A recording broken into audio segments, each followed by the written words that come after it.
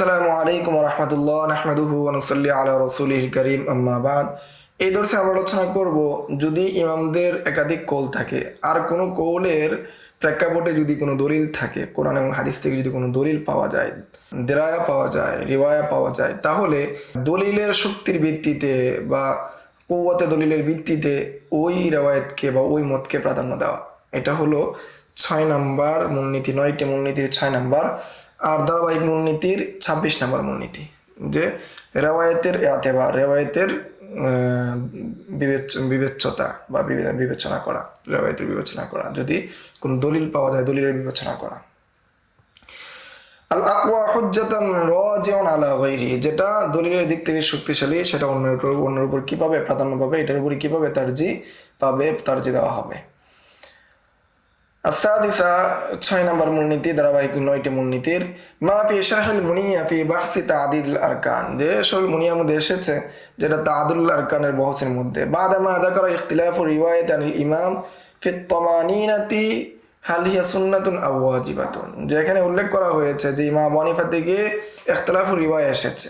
তমানিনা যেটা রয়েছে, রুকু এবং সিজদা করার পর ধীরস্থিরতা যেটা রয়েছে সেই বিষয়টা, অর্থাৎ একটু বসা, ধীরস্থিরভাবে কি করা, নামাজের রুকুনগুলো আদায় করার যে বিষয়টা রয়েছে সেটা কি সুন্নাতুন আও ওয়াজিবাতুন, এটা কি সুন্নাত না ওয়াজিব, এই বিষয়ে কি ইখতিলাফ আছে। ওয়াকাদাল কওমাতু ওয়াল জালসাতু, অনুরূপভাবে সোজা হয়ে দাঁড়ানো, দুই সেজদার মাঝে বসা, এই বিষয়ে এটা কি সুন্নত না ওয়াজিব, এই বিষয়ে ইমাম আবু হানিফা থেকে ইখতিলাফ রিওয়ায়া হয়েছে। ওয়ান্তা আলিমতা আন্না মুক্তাদাদ দলিল আল উজুব, তুমি ভালোভাবে জেনেছো যে এখানে দলিল হয়ে যাচ্ছে কি উজুব হওয়া, দলিলের কামনা কি ওয়াজিব হওয়া। কামা ক্বালাহু শেখ কামাল উদ্দিন, যেমনটা শেখ কামাল উদ্দিন বলেছেন, কামাল উদ্দিন ইবনুল হামাম বলেছেন, ওয়ালা ইয়ানবাগি আন ইউআদালা আনিদ দিরায়াতি, উচিত হবে না তখন এই দিরায়া থেকে কি করা, প্রত্যাবর্তন করা।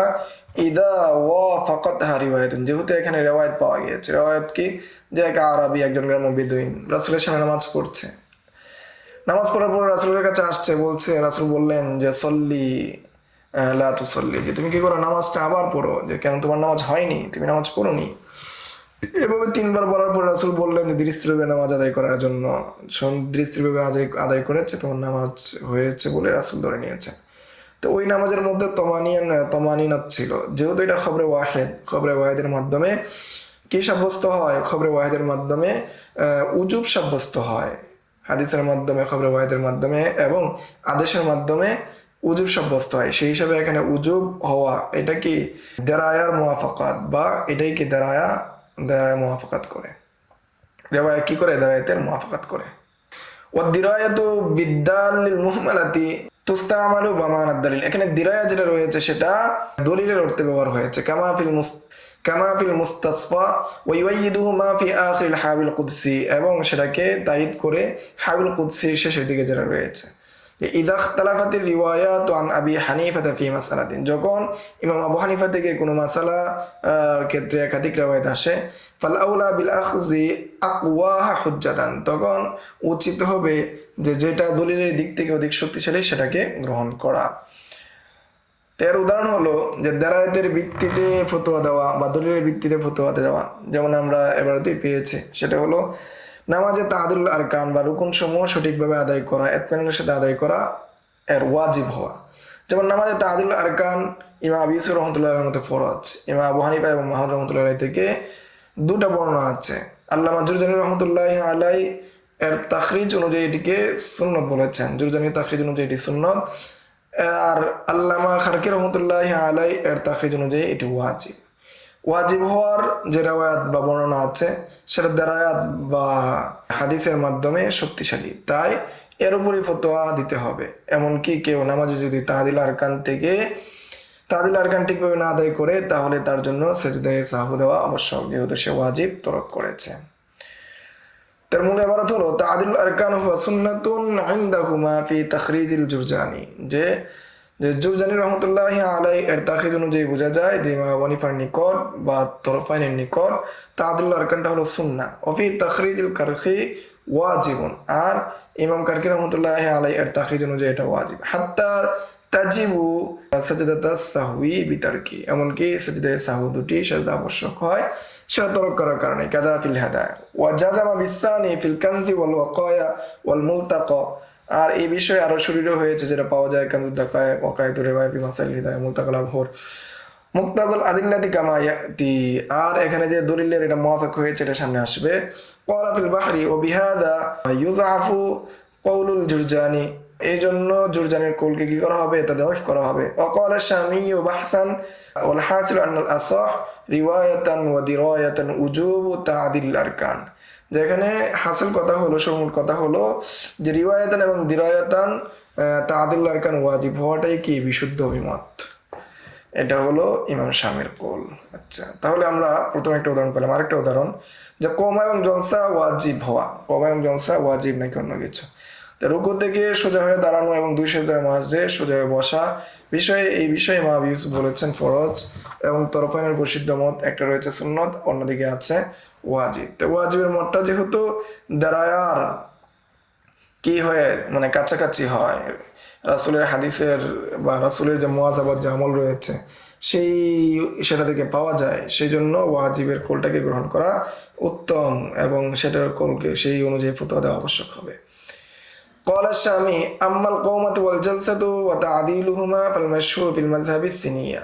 যে ইমাম শামী রাহমাতুল্লাহি আলাইহি বলেন যে কওমা এবং জলসা এবং তাদিল আরকান এবং এর তাদিল যেটা রয়েছে প্রসিদ্ধ কথা হলো যে মাযহাবের মধ্যে ওয়ারুইয়া উজুবুহা ওয়াল মুওয়াফাকু লিল আদিল্লাহ, সেটা ওয়াজিব হওয়া এটাই কি দলিলের মুওয়াফাক। ওয়া আলাইহিল কামাল ওয়া মান বা'দাহু মিনাল মুতাআখিরিন, এটার উপরেই কি ভিত্তি করেছেন, এই মতের উপরেই কি নির্ভর করেছেন কামালউদ্দিন ইবনুল হুমাম এবং তার পরবর্তী যে সমস্ত মুতাআখিরিন উলামা ইকরামগণ এসেছেন।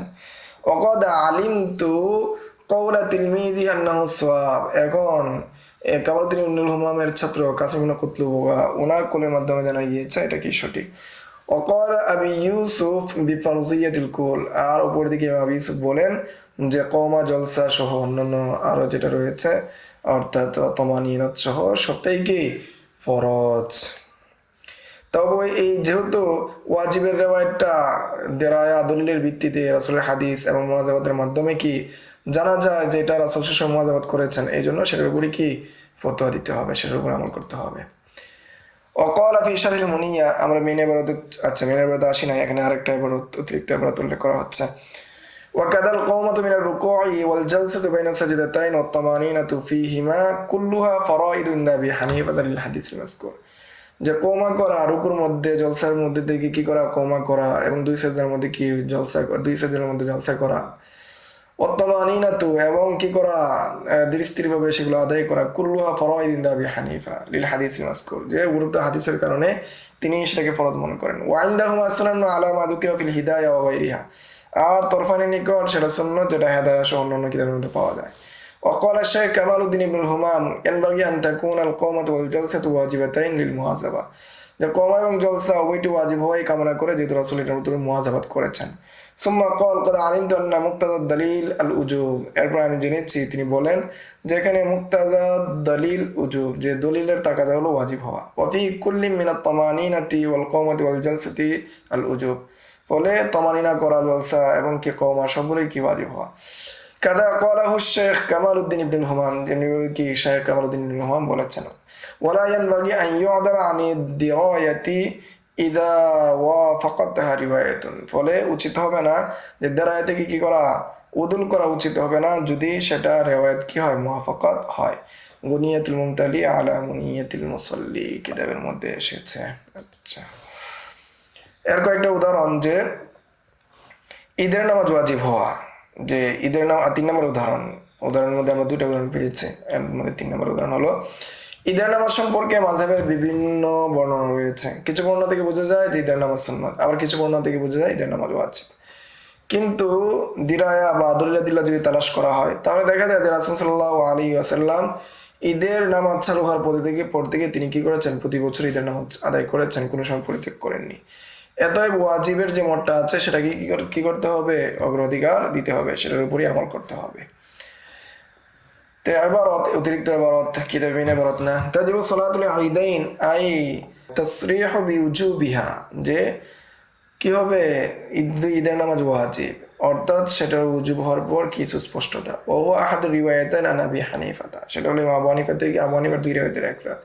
ওহুয়াল আসা, সেটাই বিশুদ্ধ। ওয়াদুল্লাহ আলাইহি মিন জিহাতির রিওয়ায়াতি মিন জিহাতিদ দালিলি মুওয়াযাবাতিহি মিন গায়রি তারকিন, যে রাসূল সাল্লাল্লাহু আলাইহি ওয়াসাল্লাম সর্বদাই এটা করেছেন, কোনো সময় ছাড়েন নাই, সেই হিসেবে এটা ওয়াজিব হওয়াই কে তাকাজা করে, ওয়াজিব হওয়াটাই কি অধিক সামঞ্জস্যপূর্ণ।